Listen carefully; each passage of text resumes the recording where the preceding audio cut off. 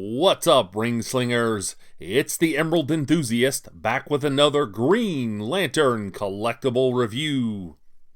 This time I'll be looking at the DC Direct Green Lantern Series 3 figure of Sinestro. Let's have a look at the packaging here. The card says Green Lantern. It says Sinestro here on the bubble. We see Despotellis as well as the personal power battery accessories framing the figure. This is how I like to see figures packaged. On the back, we get product shots of the other characters who have figures in this wave, as well as character descriptions. I'll put a close-up of these at the end of the video if you would like to read them. This is a sturdy card and bubble, and the Green Lantern symbol is actually sculpted into the plastic, and I certainly appreciate that. And now let's bust open this package and see what's inside.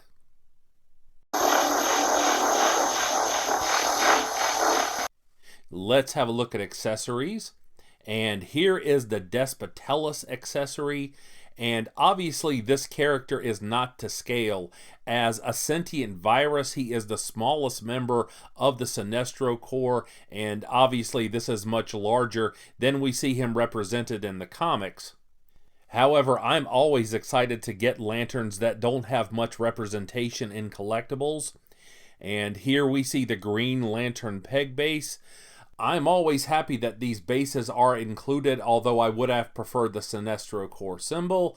And speaking of the Sinestro Corps, here we see a yellow personal power battery. Here's a look at the top and the bottom of the battery. I really appreciate this translucent plastic in the middle that really conveys the idea that there's energy within the personal power battery, and the handle moves on this accessory. And here we see Fall Sinestro, free of the package and ready to spread fear.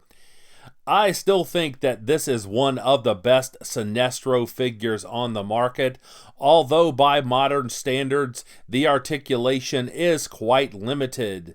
So let's have a closer look at the loose details now. Here's a look at the lower body, and I really appreciate this metallic yellow paint as well as the sculpting on the boots. These look superb. There are wrinkles sculpted in for an element of realism, and there is the peg hole on the bottom of the foot. There's plenty of definition sculpted into the quadriceps, but the figure still looks lanky, and that is comic accurate. Here's a close-up of the torso, and this has been executed to perfection. The Sinestro Corps chest symbol, as well as the edges of the yellow sections of the costume, are all sculpted, and I certainly appreciate the way that those look. There's also been an ample amount of definition sculpted into the trapezius and the latissimus dorsi. Here's a closer look at the arms, and I really appreciate the paint application on the forearm gauntlets. The arms have been sculpted into the proper size to be comic accurate, and the arms have just enough articulation to provide collectors with a variety of ring-slinging posing options. Here's a close-up of the ring, and this is certainly above average for the time period. The ring is on the proper hand, and the size and shape make this very attention-grabbing.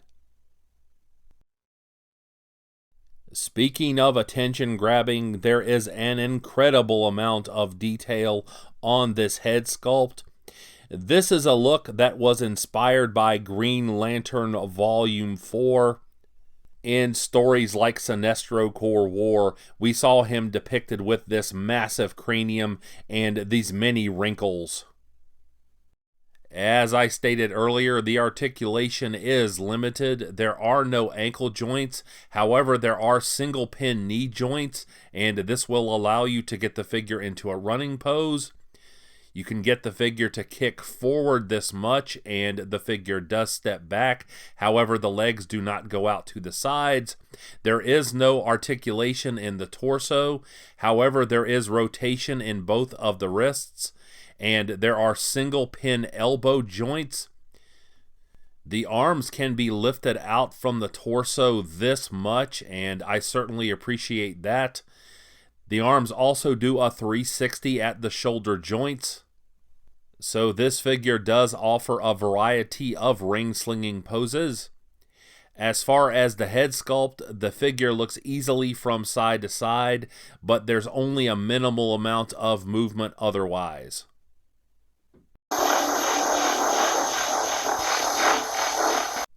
Like and subscribe if you enjoyed this review, and remember to tell all of your friends about this channel. I would certainly appreciate it. And I'll be back with more Green Lantern content soon. But until we meet again, this has been the Emerald Enthusiast, and thanks for watching.